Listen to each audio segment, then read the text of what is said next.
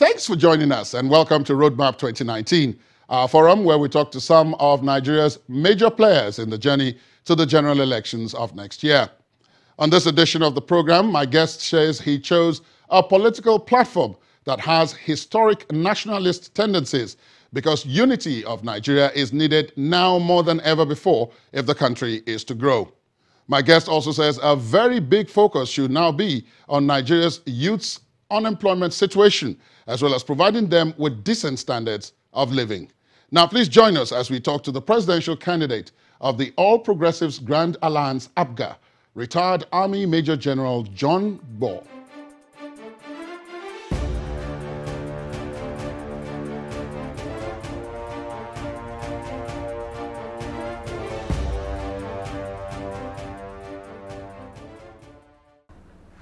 General, thank you for your time. Welcome to Roadmap 2019.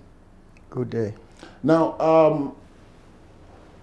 of course, coming from your background, being the general of the Nigerian Army, I think I ought to start with what is perhaps our most serious or pressing problem today, which is security.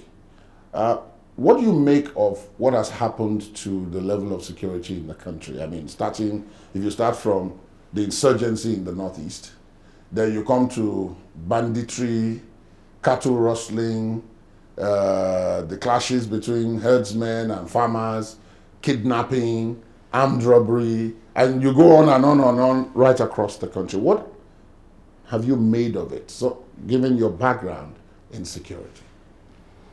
Well, surely there has been a very serious security situation in the country. We have cases of banditry, we have cases of youth uprising in the Niger Delta, causing a lot of damage to our petroleum industry. We have Boko Haram in the Northeast.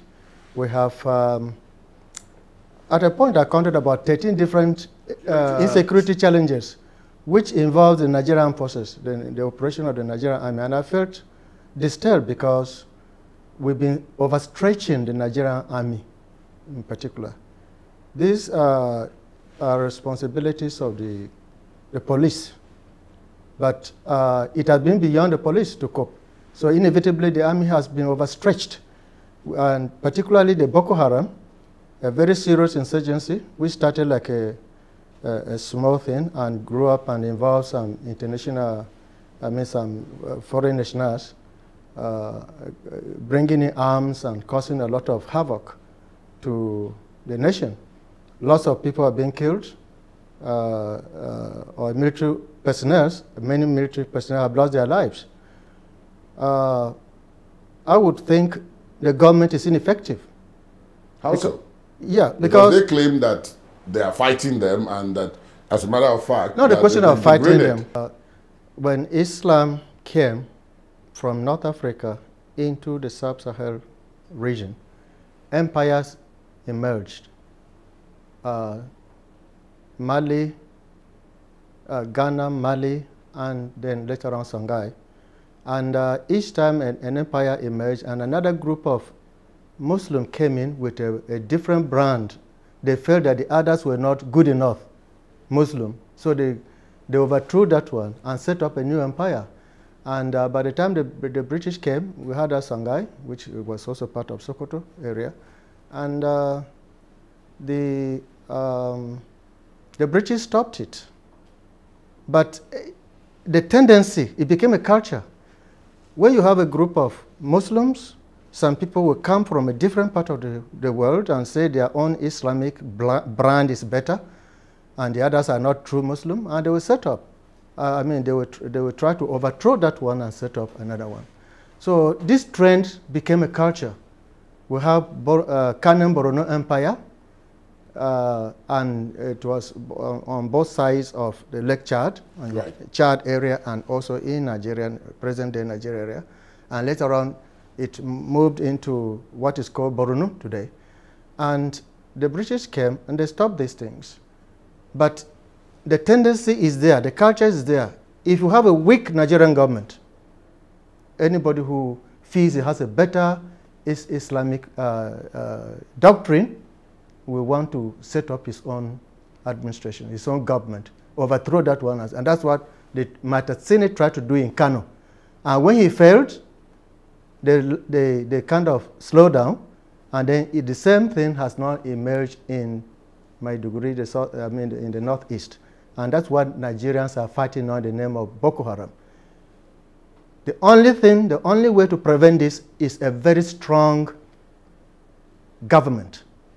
A government that is weak, you can hardly resist this.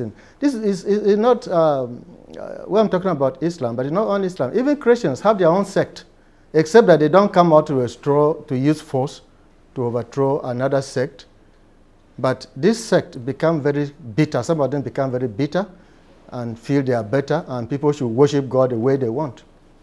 Now, coming from that background, you mentioned Boko Haram and how it's a tendency and it has become a culture for that side, for that area of the country. But what do you make of the government's fight against them? They're using two sets of things. They're fighting militarily, and then they're also trying to use the carrot, which is to say, look, okay, if those who were misled, if there were such people, we're ready to grant amnesty, if you're prepared to lay down your arms and return, and so on. And they also say that they've been largely degraded.